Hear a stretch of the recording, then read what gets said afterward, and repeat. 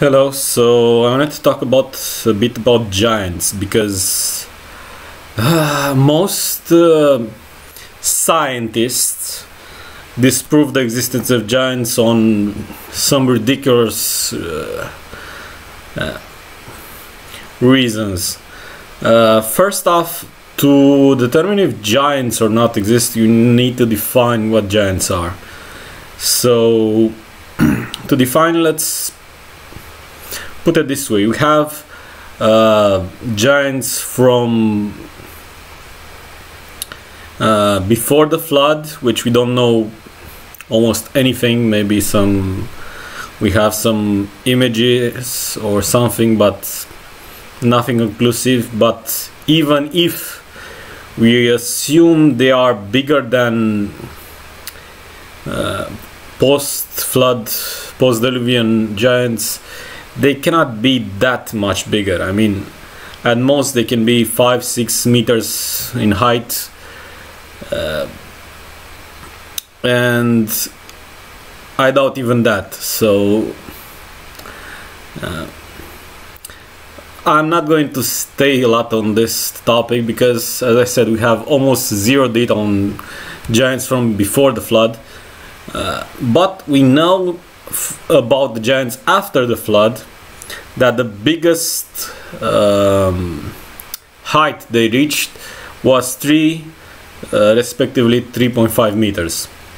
So we know that generally giants after the flood probably were between 2.4 and 2.8 meters, which basically we know that it's possible because we have people of that height today suffering from gigantism,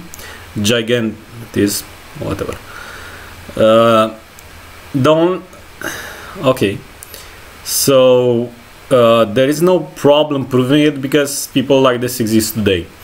Now, some scientists say, okay, but those people are extremely skinny and you cannot have people that are more husky because you have certain problems and so on. I disagree with that. The reason why those people are extremely skinny are because of the sports they practice, because of their food, which is, as most city food, crap, garbage, to put it simply. Not natural food, not consistent food. So yeah, and we also have certain cases where people with gigantism were raised in the countryside and they are huskier, healthy to say the least. You can see the case of Ghiță Mureșanu, for instance.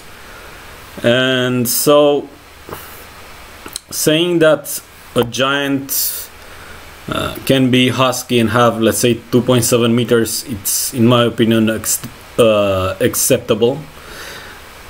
And then you go and they go and say, okay, but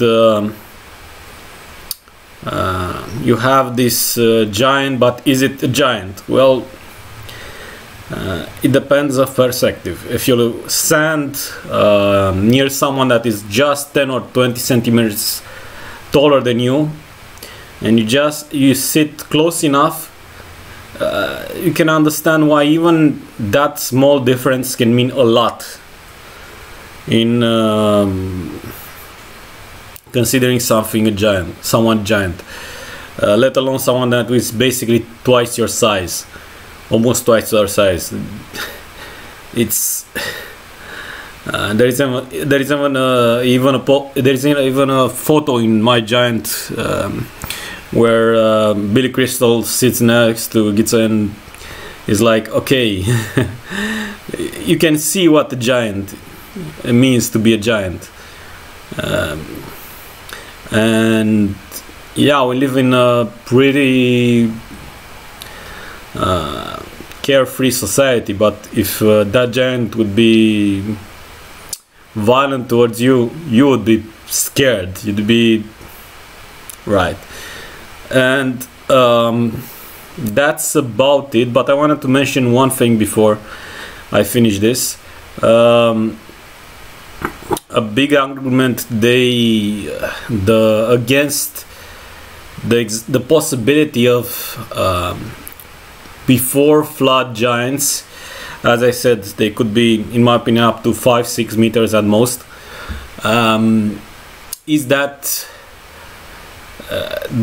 their legs would not support their weight. And they do this by basically messing with the calculation, making it simpler than it is. First off, humans are not giant cubes sitting on sticks for legs. Okay? So going by, oh, okay, you increase by your weight is the geometric, is the once your weight increases, your height increases, your weight increases in a geometrical level. That's not true. And even if it were, geometrical, it can mean a lot of things. Another problem is that they consider human beings in this formula to be basically blocks of plastic, because humans do not, because to calculate like this, it means to have someone that has the same density throughout its body. Okay, that's not the case. Humans have the bones, which have the biggest density, and in some cases even bigger. You have then the muscles that have a lower density, and then you have the fat, which has lowest density. So basically the elements that support you have the biggest density. So no, it wouldn't be a problem. Let alone the fact that, okay, so you have dinosaurs which can get this to this height, and apparently for them it's not a problem, but for human it is. The logic being what? Consider that unlike the dinosaur, which doesn't have the advantage to basically have all the weight, basically have the weight distributed properly, the distribution is more ineffective as higher as you get. Consider the fact that dinosaurs will walk on not on their entire foot, just on a small portion of it. Consider that they weren't completely erect, to put it this way, and there were other problems as well. So no, that's a false problem altogether, and the people that argue this are just they have no idea how physics or maths work. So that's all there is. So to put it short, we have proof that after the flood giants existed, yes, they were at most 3.5 meters, which I said at most, meaning that generally probably they were the same as the people today. And we have before the flood giants, we don't know nothing about, but at most they will be 5.6 meters. So you can have these gigantic humans. Now, did they use tools their size? Probably, we don't know. So some of the tools discovered may be tools used by them, maybe tools just created for usage for someone that doesn't exist. Is anybody's guess, but saying that, oh, giants do not exist, that's stupid. Okay, so that's it.